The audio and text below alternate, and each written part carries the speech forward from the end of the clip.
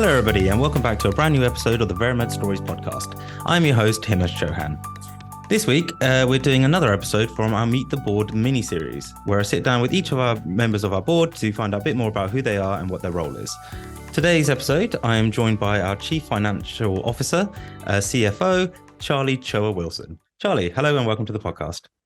Hi, Himesh. Well done for getting my name pronounced correctly. Not everybody does that. I have been practicing.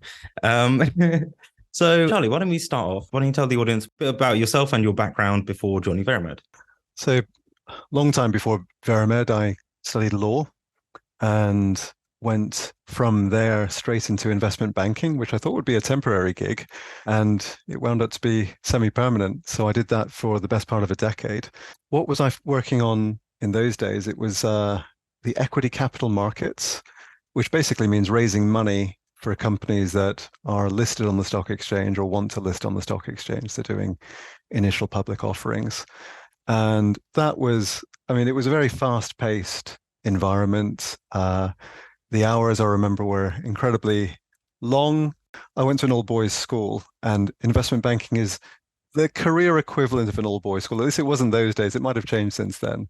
It was very, very masculine, very aggressive. And probably I couldn't be further from that environment where I am at the moment, but we can probably come on to that later. I had a lot of fun. And towards the end of my career, I met somebody who is now my current wife. And I remember the conversation vividly. It went along the lines of, given the amount of time that you have outside of work, I could easily have another two boyfriends. In addition to you. So you've got to make a decision at some point in time. What do you want? Is it continuing this career, or do you want to actually have a life outside of it? I think like what you said, with it being so sort of fast paced and very masculine, very sort of like, not toxic, but you know what I mean? Like very competitive. You said it was only meant to be temporary, but you're there for nearly a decade. It's so fast paced, you don't realize where the time goes. It's a very strange world, finance. Going from law to finance, how did you find that sort of transition? So it was really interesting for me. The biggest learning curve for me at the time was to go from what is a word-oriented environment to a numbers-oriented environment. It is quite a mixture of both. So there's a lot of legal stuff that happens in investment banking. You have due diligence on whether it's an acquisition target or whether it's a target that you're looking to list on the stock exchange. At the same time, you need to get to grips pretty quickly with financial modeling. How do you value companies? And you need to be sitting in conversations where you're discussing with, it might be the CEO or CFO of a company, it might be with investors, what valuation are you going with and why for companies? So that was probably the biggest learning curve for me, is to, sit there with the people who were typically accountants by background, and I'd be learning from them, how do you pull a model together in Excel? How do you explain the decisions that you've made, behind that? And then they leaned on me for other things, like when you were drafting, whether it be legal contracts or whether it be IPO prospectuses, which are usually incredibly thick doorstops. We would be going through that line by line, making sure every sentence was verified independently to make sure that we weren't telling any porcupines, on the back of which you would be looking for money from investors' pockets. So it was the numeracy side of things that was the big learning curve for me, and I loved it. I knew that I loved numbers from long before I went into banking. And my father's an accountant, and he always tells me, Charlie, the one thing you have to understand about lawyers is they're innumerate, and it's partially true. I think when I first started, I did struggle, and then my comeback to him is that accountants are illiterate, right? Neither of which is true. But it was a huge learning curve for me, and I'm really glad I went through that. Yeah, no, it definitely sounds very interesting, to be honest. I would like to obviously speak to you more about that, but alas, we need to talk about Veramed. So after your career there, like what made you sort of go from investment banking? I know you touched upon it with your now wife, but what made you choose Veramed out of all the other companies out there? So probably worth me just mentioning, before Veramed, I retrained as an accountant, so I wasn't an accountant to start with. I see, okay. And I did a lot of looking around to see what career path I should go into. And I decided to literally start off from the bottom so I would learn all the different accounting departments. So I'd be an all-rounder rather than someone who is specialized. I could have specialized in investments. For example, there's investments departments and, mergers and acquisitions departments in pretty much every large company. And I could have just gone and slotted in one of those, but I chose to work from the ground up, doing things like working in the transactions department, working in central finance departments, doing journals and debits and credits, working in the commercial financial planning and analysis departments. And I did wind up do a stint in investments as well. So that was kind of like going back home for me. And eventually I decided to go into practice with my father, who runs an accountancy firm, I see.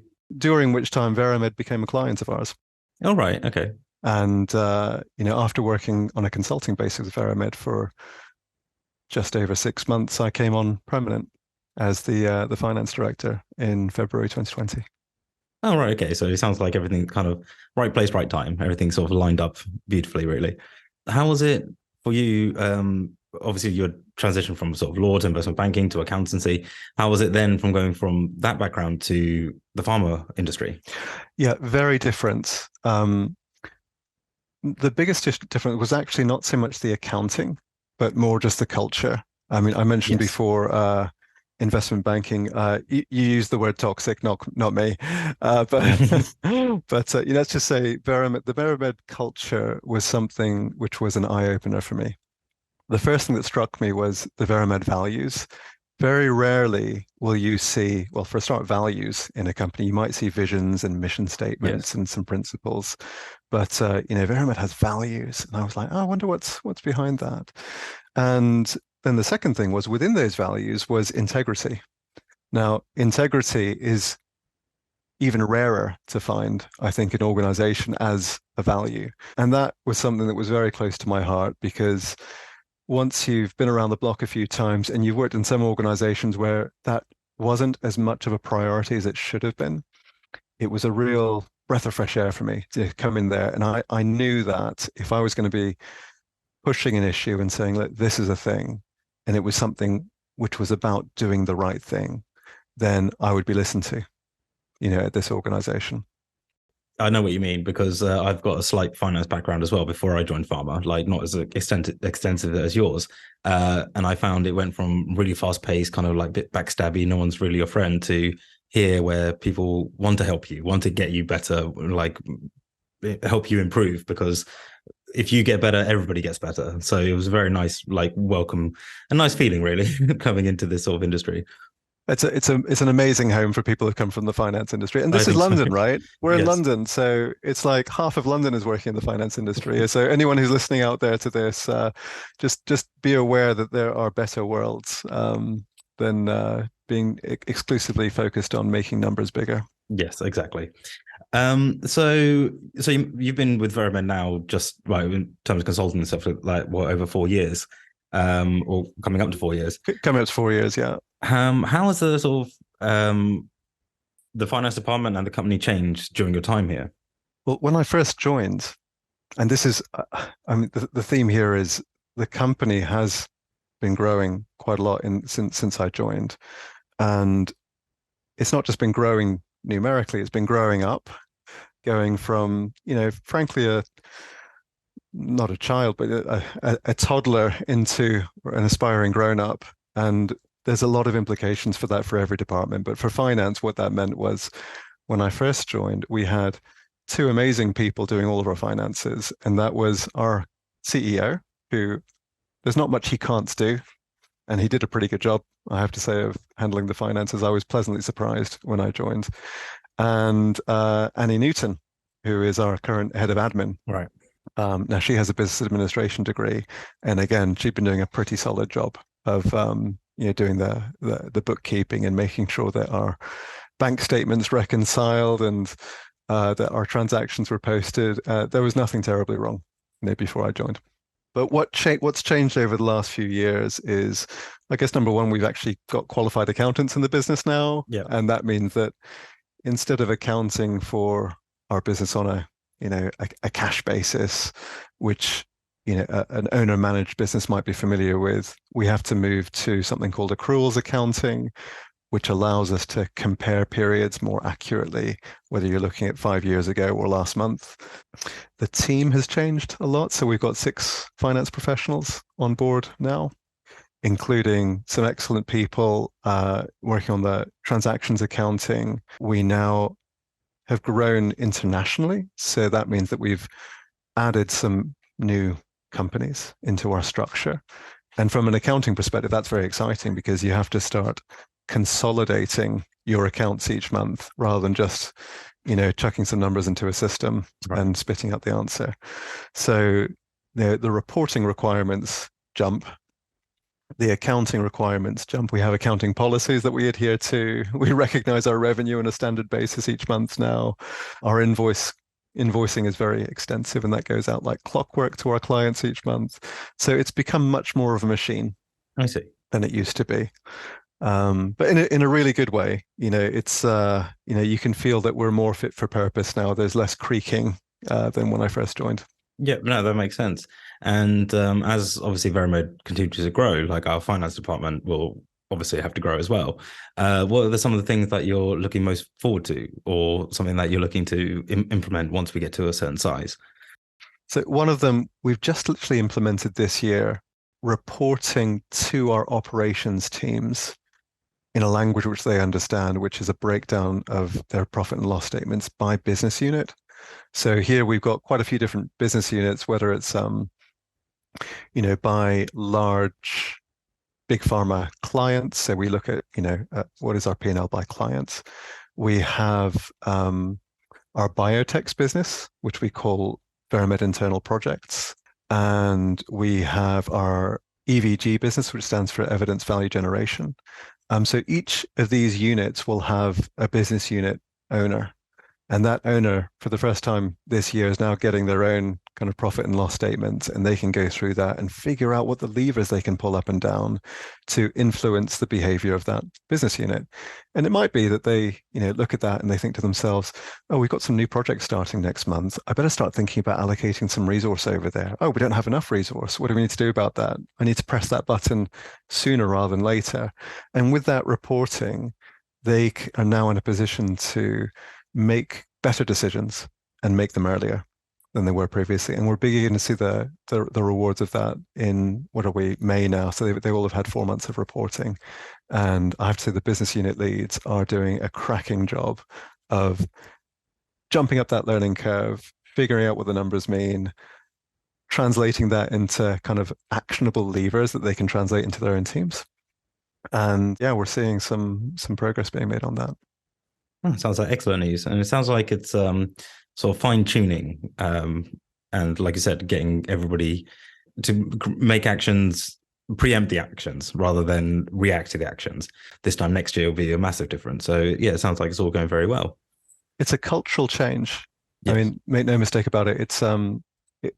This is quite big for the company, and I think part of growing up as a company means taking some of the power away from the central decision makers, i.e. the board.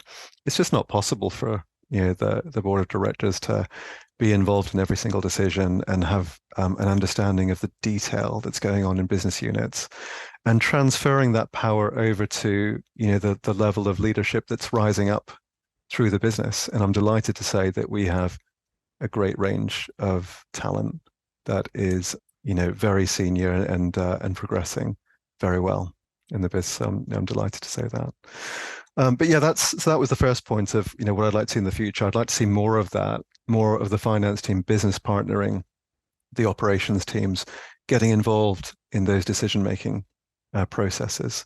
The second thing is I'd like to see more of I mean, our team is evolving. We've got, we're constantly looking at the structure, of that team. And we want that structure to be, fit for being a grown-up company. We've got a very lean finance team at the moment with just 6 people. If you compare ourselves to, other companies of a similar size in this industry, they will have finance teams of, in some cases, 50% larger than we are, at the same size. And, to have a team structure which, has the right channels of accountability rather than, as we saw when, Matt Jones and Annie Newton were doing all the accounting, all of the decisions and the accounting processes being consolidated with just a couple of people. I'd like to have that kind of accountability structure in place so we can become a more grown-up finance team. I guess the last thing is just to mention is whilst the people aren't creaking, the systems are. Right. We still account with a finance system called Xero, Okay. and just about everyone who runs their own business will have heard of it because you just have a choice between that and QuickBooks and maybe Sage if you're a really small, if you're small companies. And it's quite unusual to have a company of our size which is still using those systems. So I think over the next 18 months or so, we'll be looking at moving to grown-up systems. So really that's the theme.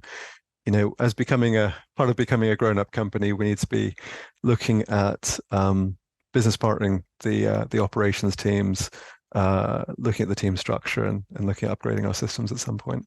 Yeah, so it sounds like it's setting the foundations and then building upon those. Like once you've got strong foundations, you can build upon it, and then everything aligns up nicely after that, doesn't it? Spot on. Well, thank you very much for coming on the podcast. I know you're extremely busy. So when you're not like doing all the accountancy and everything else, what are some of the things you like to do outside of work? Outside of work? What do you mean? No, I'm joking. I'm joking. We really value a work-life balance, and I think judging from my other friends who are finance directors and CFOs, I have a much better balance than a lot of them. So I'm very grateful for that. I've got a 4-year-old daughter called Zoe who keeps me very busy, and one of the great things about working at Veramed and also hybrid working, so I come into the office once a week, is I get to spend a lot of time with my daughter.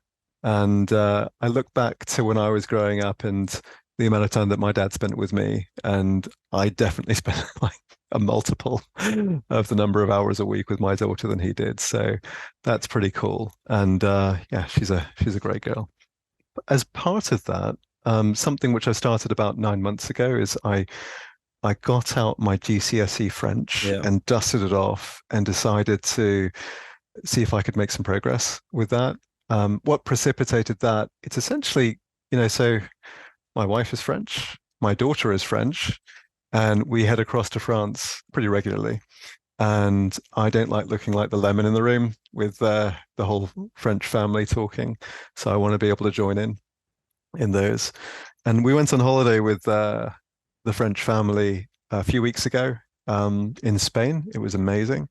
But I had a moment where I was like, "Ah, I'm so out of my depth. I just don't know what to do." And that was we were playing some drinking games where you had to guess what the expression in French was. Ah.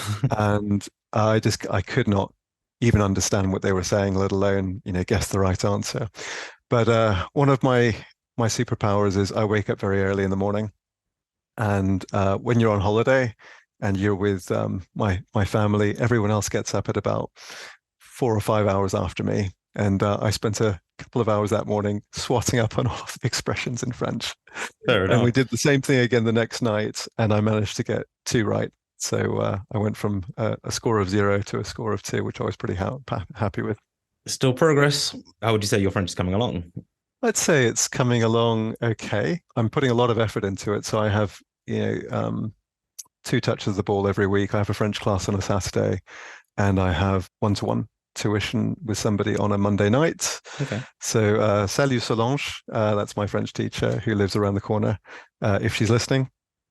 And yeah, I'd say progress is pretty good. I'm able to have. I've moved from having just I can order some food at a restaurant conversation to being able to talk in more depth, deep and meaningful with the family. Yeah, that's good because I remember doing French at school, and yeah, some of the phrases you learn are just not very conversational. It's like, "Hello, my name is Himesh. Like, I have one brother, I have one sister, I have a mom, I have a dad." It's like they're very like phrases rather than actual conversational things. And we had a school trip to France, and one of the tasks was go speak to a local, and you go from speaking broken French with your friends to an actual French person. And it was just like, I'm sorry, I don't know what you're saying. It was very hard. And I'm not very good at languages. So more power to you. Like, I hope it all goes well. And I suppose, like, they always say, like, to learn a language, you've got to immerse yourself in it. So having a French wife and French daughter, you hear it a lot. So I'm sure you're progressing quite well. Well, my goal is actually for my daughter to speak it one day, and that's not going so well. She's only 4. Like, she'll get there. She'll get there. I think she understands more than I hope she understands more than she can say, because she doesn't really say anything at the moment. But fingers crossed, when she's 9, she'll be able to, she'll probably be wiping the floor with me and saying, "Dad, you're so annoying. Why are you talking French to these people? You're so embarrassing." So I'm bracing myself for that. Well, to be fair, like, are you a dad if you don't embarrass your children? Like, I feel like that's part of the gig.